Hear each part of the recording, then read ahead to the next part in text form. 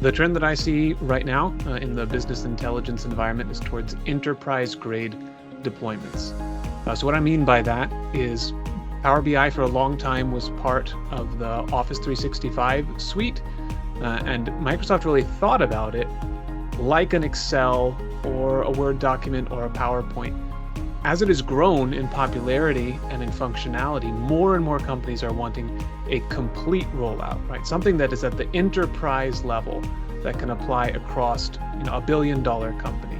So that's definitely a trend that I see in people today.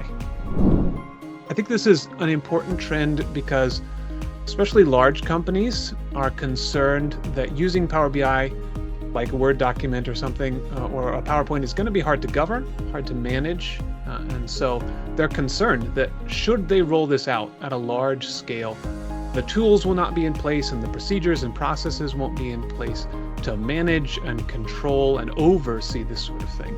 The phrase that I hear often is the Wild West, right? That if we do this, is it going to be the Wild West? Is it going to be up to anyone to do whatever they want?